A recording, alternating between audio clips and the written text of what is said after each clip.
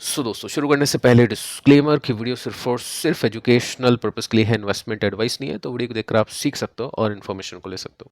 और बाकी इससे पहले दो वीडियोस मैं आपको दे चुका हूँ, बहुत इंपॉर्टेंट है। अगर आपने मिस कर दिया है तो आप जरूर से इनको देखिएगा। आज की फर्स्ट वीडियो में हमने डिस्कशन किया है कि आईटी कंपनीज क्यों गिरी, साथ में कितना डैमेज हो सकता है एआई टूल के आने पर, और ऐसे जो चैलेंजेस हैं कंपनीज ने, यानी जो टोटल सेक्टर्स हम बोल सकते हैं, उन्होंने पहले भी फेस किए हैं।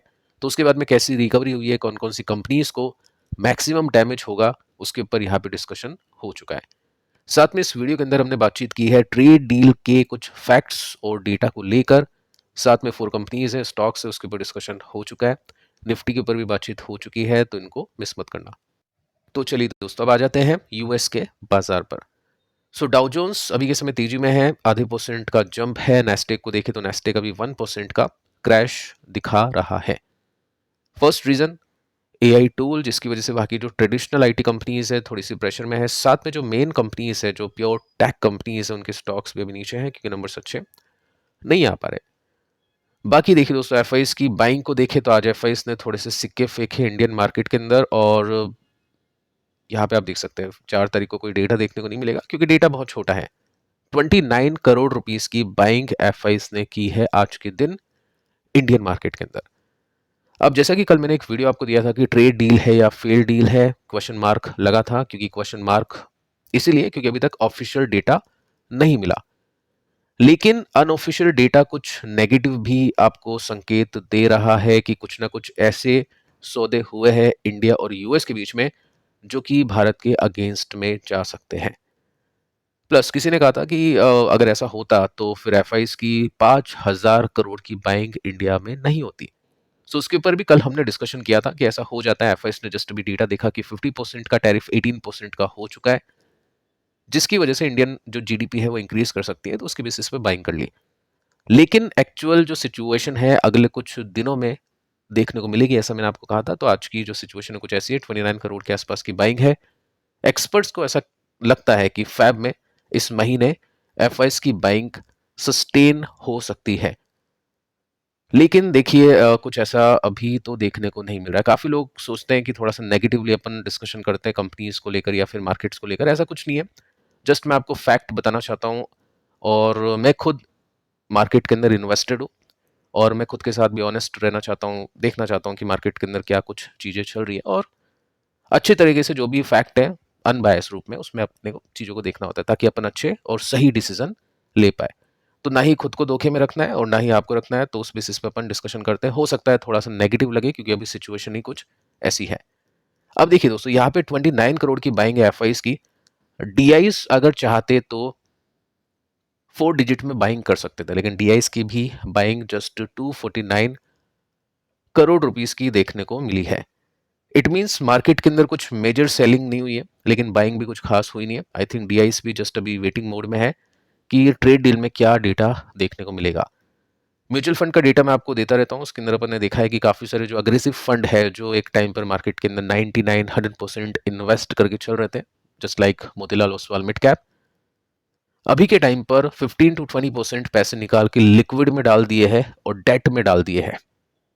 काफ़ी सारे म्यूचुअल फंड्स जस्ट अभी वेट कर रहे हैं कि मार्केट को थोड़ा सा डायरेक्शन मिले, उसके हिसाब से इन्वेस्टिंग की जाए।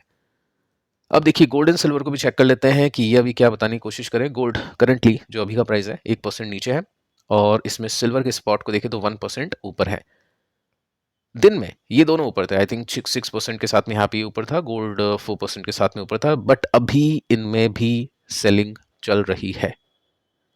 गोल्ड बीस अगर आप देखोगे तो आज के दिन 4% की तेजी के साथ में क्लोज हो चुके हैं। सिल्वर बीस की बात करें तो 8% की तेजी के साथ में क्लोज हो चुके हैं। यहाँ पे अगर कंटिन्यूसली यूएस मार्केट के अंदर स्पॉट गोल्ड एंड सिल्वर गिरते हैं तो यस, कल हमको यहाँ पे भी प्रेशर देखने को मिल सकता है। बाकी टेक्निकली गोल्ड कल ही स्ट्रांग हो गया था, उसके बाद में तेजी बनी। अब रेसिस्टेंस के बीच में गैप कम होता जा रहा है, जैसे जैसे ऊपर जाएगा गैप कम होता जाएगा। सिल्वर सिल्वर के अंदर भी एक ब्रेकआउट आ चुका है, रिवर्सल आ चुका है। ग्लोबल मार्केट के अंदर जो स्पॉट है वो थोड़ा सा स्ट्रगल कर रहा है यहाँ पे, लेकिन ईटीएफ ने अच्छा किया। देखते हैं कल किस तरह का पैटर्न बनता है। फिलहाल के लिए रेसिस्टेंस 35% ऊपर है। अब देखिए एक चीज़ मैं आपको बता चुका हूँ कि इक्विटी मार्केट के अंदर अगर आपको ट्रिगर देखना है ना कि मार्केट के अंदर बहुत अच्छा कुछ हो चुका है, बुल मार्केट है, अंधी तेजी मिलेगी, तो ये अंधी गिरावट आपको दिखाएगी सिल्वर एंड गोल्ड। लेकिन अगर ऐसा नहीं है तो थोड़ा सा डाउट करो इक्विटी के ऊपर और रियलिस्टिक एक्सपेक्टेशंस को सेट करो, बहुत ही ज़्यादा कॉशियस रहो मार्केट को लेकर और स्टॉक सिलेक्शन के अंदर भी बहुत ज़्यादा फोकस रखो। ऐसा कुछ नहीं है कि कुछ खरीद लिया पैसा बनेगा, बुल मार्केट है, वो फिलहाल सिचुएशन मार्केट में देखने को नहीं मिल रही है। सो अब दोस्तों कंटिन्यू करते हैं स्टॉक्स की ऊपर बातचीत। हमने कुछ कंपनीज की न्यूज़ टेक्निकल्स को डिस्कस किया था पिछले वीडियो में, आगे चलते हैं। बजाज फिनसर्व स्टॉक ने कुछ खास नहीं किया, ओपन मार्केट के अंदर इसके रिजल्ट आए थे। एस्टिमेट थी 24 बिलियन रुपीस की प्रॉफिट से और 22 बिलियन रुपीस के प्रॉफिट है, एस्टिमेट से स्लाइटली कम है। बट बजाज फिनसर्व की जो मैक्सिमम अर्निंग्स है वो बजाज फाइनेंस देता है और बजाज फाइनेंस के नंबर से अगर पहले आ जाते हैं तो फिर वो पता चल जाता है मार्केट को कि क्या सीन है। तो बजाज फाइनेंस की जो कमेंट्री है बजाज फिनसर्व में भी अप्लाई हो जाएगी। टेक्निकल्स को एक साथ देखेंगे। ट्यूब इन्वेस्टमेंट ऑफ इंडिया 5% की बड़ी तेजी के साथ में क्लोज कर चुका है, 2 बजे के आसपास इसके रिजल्ट आए हैं। प्रॉफिट है 1.66 बिलियन रुपीस का, जो कि 1.94 से घट चुका है। लेकिन प्रॉफिट के मार्जिन अगर आप देखोगे तो यहाँ पे डिक्लाइन नहीं है एंड जो रेवेन्यू है वो भी इंक्रीज कर चुका है। लेकिन मार्केट को नंबर्स पसंद आ गए, मार्केट को नंबर्स पसंद आ गए, प्रॉफिट इसका ड्रॉप किया, बट मार्केट को लग रहा होगा कि प्रॉफिट और ज्यादा गिर सकता है। सो जैसे ये 14 मतलब 2, सो यहाँ पे आप देख सकते हैं 2 बजे एग्जैक्टली रिजल्ट आए थे और 2 बजे ही तेजी यहाँ पे बनी है, शूट अप। सो रिजल्ट अच्छे लगे हैं मार्केट को। टेक्निकल्स में देखते हैं क्या इंडिकेशन है, रिवर्सल हो चुका है या फिर नहीं। आगे चलते हैं, जियो फाइनेंस को डिस्कस कर लेते हैं। 1% की तेजी बनी है। साथ में कंपनी के चेयरमैन ने बोला है कि एक्सपेक्ट करें mutual fund industry to double in size in next 5 years। पूरी इंडस्ट्री का जो साइज है, AUM है, वो डबल हो जाएगा अगले 5 साल में। अच्छी बात है। सो तेजी बनी है 1.5% के आसपास। आगे चलते हैं, ई मुद्रा स्टॉक क्रैश कर गया 7% के साथ से। एक कंपनी है 3i इंफोटेक, इसने क्लेम किया है कि कंपनी ने यानी ई मुद्रा ने फाइनेंशियल फ्रॉड किया है, धोखेबाजी की है। लेकिन कंपनी ने मना कर दिया कि हमने ऐसा कुछ नहीं किया, हम लीगल एक्शन लेने जाने वाले हैं इस कंपनी के खिलाफ जिसने हमको डिफेम किया है। बाकी इन्वेस्टर्स को तो लगा कि हो सकता है इसने कुछ, देखो अभी ओके ठीक है। न्यूज़ आई है शाम को 6 बजे, सो कल ही इसका इम्पैक्ट देखने को मिलेगा। अब इनसाइडर को पहले से पता चल गया आई थिंक ये बात, तभी जाके 6% के नीचे, बाकी इसके रिजल्ट के भी इम्पैक्ट्स है। लेकिन ठीक है, शाम की न्यूज़ है तो देखते कल क्या होगा। बाकी स्टॉक आज भी नीचे था। आगे चलते हैं, वारी एनर्जीज स्टॉक कुछ नहीं कर पाया, लेकिन एक अच्छा रिवर्सल मिल चुका है टेक्निकल्स में, क्योंकि यूएस मार्केट से अब दरवाजे ओपन हो चुके हैं इस कंपनी के लिए। सो दरवाजे ओपन होते ही कंपनी रिसीव कर चुकी ऑर्डर 150 मेगावाट सोलर मॉड्यूल्स का फ्रॉम वारी solar America's. So good news, देखते हैं कल कैसा रिएक्शन होता है। ट्रेंड इंटरेस्टिंग, शाम को 7 बजे रिजल्ट आया है, स्टॉक पहले से ही 5% तेज है। रिजल्ट कैसे है उसको चेक करते हैं। नेट प्रॉफिट इसका 4.96 से बढ़ के हो चुका है 5.1, ज्यादा कुछ खास नहीं है। रेवेन्यू 46 से बढ़ के हो चुका है 53। लेकिन अगर हम बात करें एबिटा की तो यहाँ पे 18% से बढ़ के 20% हो चुका है, which is very good. So market इसको देखने की कोशिश करेगा, यहाँ पे काफ़ी अच्छी ग्रोथ मिली है। सो अगर मैं इसको परसेंटेज बेसिस में देखूँ तो 53 हो चुका है 46 से, तो 14% की ग्रोथ है कंपनी के रेवेन्यू में। अगर मैं एबिटा की बात करूँ तो यहाँ पे तो 28% की ग्रोथ है, 8 से 10 हुआ है, ठीक है। नेट प्रॉफिट की बात करूँ तो यहाँ पे जस्ट 2% की ग्रोथ है, यानी अदर इनकम में थोड़ा सा झटका मिला है कंपनी को। सो देखते हैं मार्केट इसको किस तरह से देखता है। बाकी आज इसमें तेजी बनी है, कल पता चलेगा कि कैसा रिएक्शन है और किस तरह का डायरेक्शन आगे प्ले होगा। बर्जर पेंट्स काफी टाइम से ठंडा है स्टॉक, लेकिन अभी देखने लायक है टेक्निकली। साथ में फंडामेंटली भी अच्छी न्यूज है। 7/28 पे न्यूज आती है कि कंपनी ने स्टार्ट कर दिया प्रोडक्शन हिंदूपुर साइट पर, जो कि लोअर प्रोडक्शन लागत से होगा, यानी लागत कम होगी तो अच्छे मार्जिन निकल सकते हैं। Good news. फोर्स मोटर बहुत अच्छा कर रहा है, टेक्निकली स्ट्रॉन्ग, काफी साउंड है और इसके प्रॉफिट एंड सेल्स तो बहुत ही चौंकाने वाले हैं। सबसे पहले रेवेन्यू को देखते हैं, 21 है 18 से। प्रॉफिट को देखें तो 4.1 बिलियन रुपीस का है, जो कि पिछले साल सिर्फ 1.1 बिलियन रुपीस का था। प्रॉफिट के मार्जिन्स की बात करें तो 12 से बढ़ के 17 हो चुके हैं, तो बहुत अच्छी ग्रोथ इसमें देखने को मिली। अगर मैं परसेंटेज बेसिस में देखूँ तो नेट प्रॉफिट कंपनी का 273% के साथ में बढ़ चुका है। 273% की ग्रोथ, बहुत ही शानदार ग्रोथ है। ठीक है, अब देखिए हम क्या करते हैं, चार्ट्स को देखते हैं। ये सब पिछली कंपनीज हैं, हम यहाँ से स्टार्ट करते हैं। Bajaj Finserv already stock support पे आ चुका है, इसलिए आज गिरा नहीं। रिजल्ट खराब आने के बाद भी बजाज फाइनेंस की कमेंट्री भी ठीक थी, तो उस बेसिस पे यहाँ पे ये संभल गया। टीआई इंडिया रिजल्ट अच्छे लगे और देखते हैं कि किस तरह के क्या यहाँ पे आगे रोल प्ले करते हैं। 22% ऊपर है गैप, क्योंकि कंपनी ने अपने पिछले सपोर्ट को तोड़ दिया, तो काइंड ऑफ एक रिवर्सल हम इसको बोल सकते हैं। लेकिन रेसिस्टेंस की बात करें तो रेसिस्टेंस हम थोड़ा सा स्मॉल होता हुआ देख सकते हैं, जो कि यहाँ से भी 22% ऊपर है। सो मार्केट को रिजल्ट अच्छे लगे, रिएक्शंस काफी अच्छे थे। जियो फाइनेंस टेक्निकली रिवर्सल हो चुका है, क्योंकि जो Q3 है कुछ खास नहीं था, लेकिन जो ट्रेड डील है उसकी वजह से यहाँ पे रिवर्सल्स आए थे। सो अगर रेसिस्टेंस पे पहुंचता है, जो कि नीचे शिफ्ट कर रहा है, तब भी 17% ऊपर इसका रेसिस्टेंस है। म्यूचुअल फंड को लेकर अच्छी ग्रोथ की यहाँ पे बातचीत की है, लेकिन वो अब जस्ट अभी की नहीं है, वो 5 साल आगे की है। तो कंपनी को अच्छा अभी करना होगा, तब जाके ये लेवल्स मिलेंगे।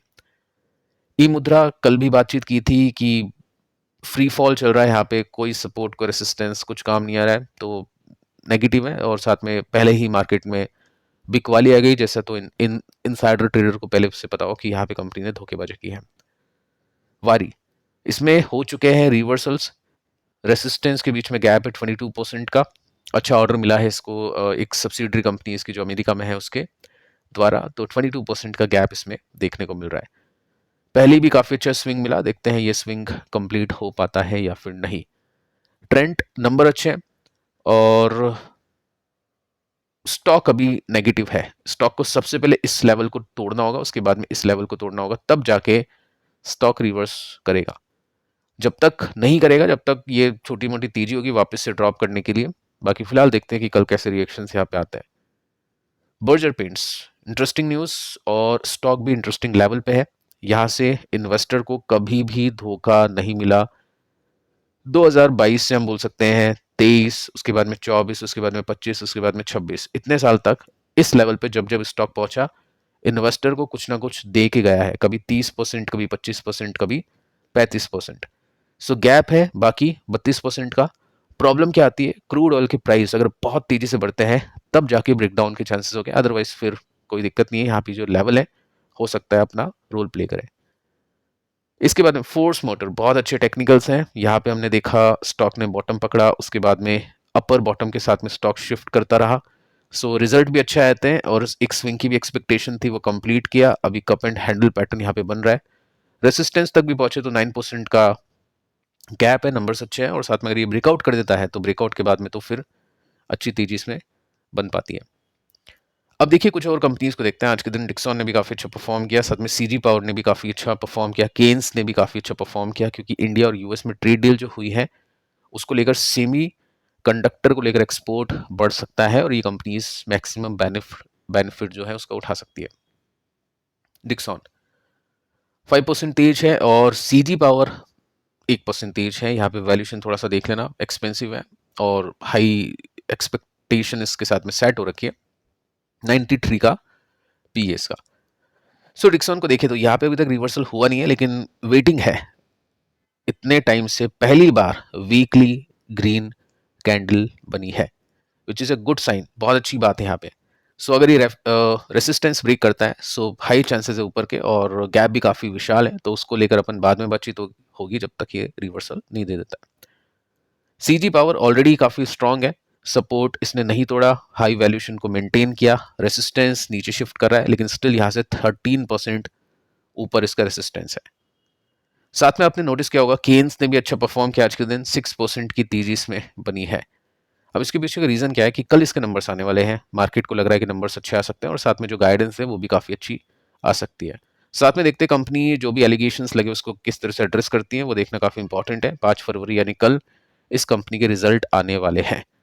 काफी इन्वेस्टर्स ने जल्दीबाजी की होगी, लेकिन उनको ज्यादा कुछ खास, अच्छी बात है, ज्यादा कुछ खास हर्जाना नहीं भुगतना पड़ा, स्टॉक वापस से रिकवर कर रहा है। लेकिन जब तक ब्रेकआउट्स नहीं होंगे तब तक चांसेस काफी कम है इस तरह की तेजी के मिलने के। सो पता चल जाएगा कल Q3 के रिजल्ट, गाइडेंस, टेक्निकल रिएक्शंस उससे कि इस कंपनी का अभी फ्यूचर क्या होगा, वो कल आपको पता चलेगा।